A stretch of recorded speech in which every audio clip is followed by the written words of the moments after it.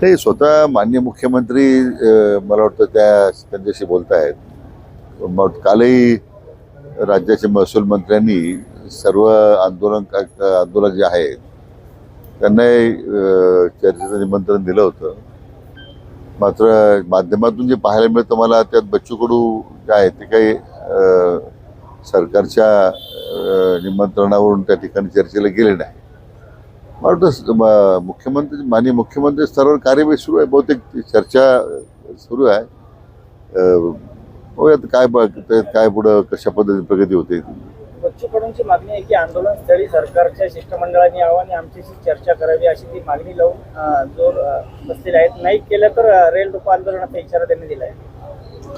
नाही, आता हे त्याच्यावर मी भाष्य करणं उचित नाही आहे. शेवटी राज्याच्या प्रमुखांनी त्याची भूमिका घेतलेली आहे. आता उद्या जर सरकारचा काही निर्णय झाला शिष्टमंडळ पाठवण्याचा तर शेवटी त्यामुळे त्यानंतर काय निर्णय होईल तो मग आपण पाहूया.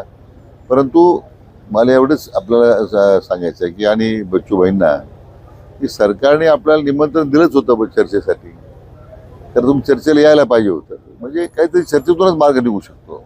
7-12 कोरा केल्याशिवाय आम्ही मागे हटणार नाही ही जी भूमिका आहे, या भूमिकेमागे तुम्ही कसं पाहता या भूमिकेला, की कुठेतरी चर्चा केल्याशिवाय अशी भूमिका मांडणं आणि अशी मागणी करणं? असं की यापूर्वी महायुती सरकारनं आणि मान्य देवेंद्र मुख्यमंत्री असतानाही दोनदा आपण कर्जमाफी सरकारनं दिलेली आहे. शेवटी शेतकऱ्यांना अडचणीच्या काळात मदत करणं ही आमच्या सरकारची प्राथमिकताच आहे.